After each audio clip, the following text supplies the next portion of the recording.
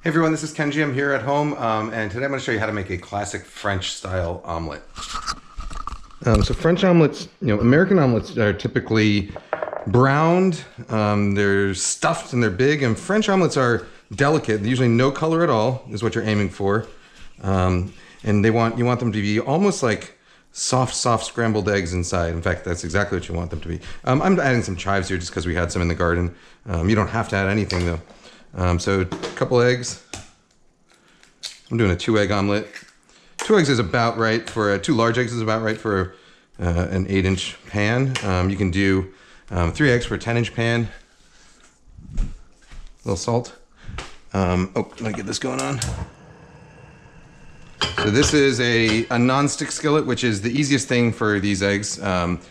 This pan, some people saw me using this pan in like an Instagram video a little while back, using a fork in it. The way I use the fork, I don't actually touch the pan. You kind of end up shaking it. You do it like this, and the fork kind of floats above the eggs. So the fork doesn't touch the pan and doesn't scratch it. This pan is 14 years old, so that gives you an idea of how. Well, if I'd been scratching it with the fork, it wouldn't have lasted 14 years. But I'm going to show you a different technique today, just in case you're interested. I'm going to use what I call the 3 chopstick technique. All right, so we got our eggs. What else I'm going to do? I don't always do this, but today I'm going to. Got a little bit of butter here. Take maybe like half a tablespoon of butter. I'm going to cut it into little cubes like this. Just give it a little bit of extra richness. Let's put in some of those chives.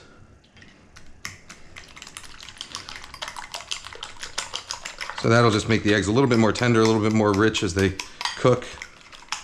It also helps keep them, it sort of mitigates overcooking them, because even if they get slightly overcooked, the fat kind of helps them retain some moisture.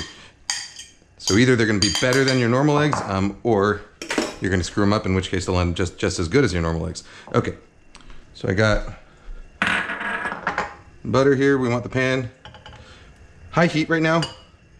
Well, moderately high, not the highest heat. And we want the butter to kind of sizzle as soon as it goes in. Sizzle, sizzle, sizzle. Oh, I'm going to have a pan ready, plate ready when it's done. All right, you don't need to let the butter melt all the way. You definitely don't want it to brown. All right, I got 3 chopsticks in my hand. Eggs are going in. Now the trick is constant motion, okay? Both hands, shake, shake, shake, shake, shake, shake, shake, shake.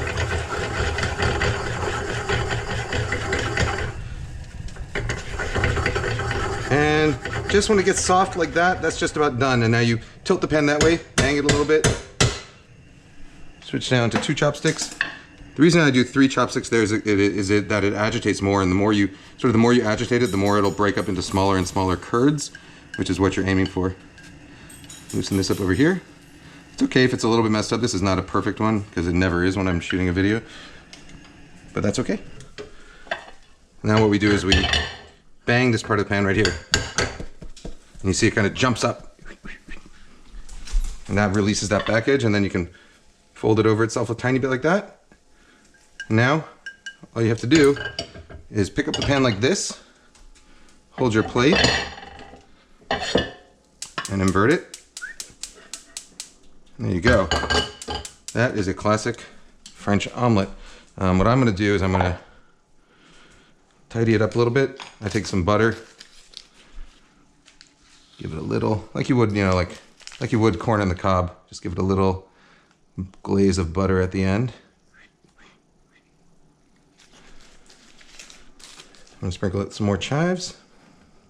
You've probably seen like Jacques Pepin doing this video. Everyone's seen that YouTube video where he shows you the 2 different types of omelets. It's a good skill to practice. It's it's not easy the first time you do it. It takes a lot of practice, but once you get it right, I think the results kind of speak for themselves. So I'll show you what the inside looks like here.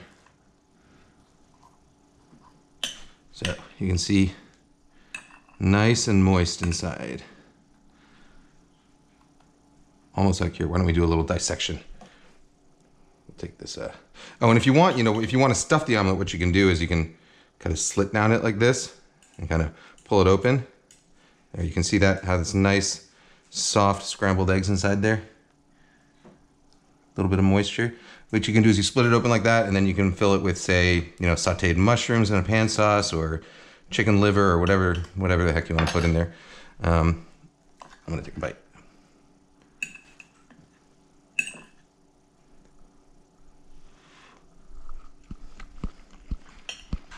It's buttery and delicious.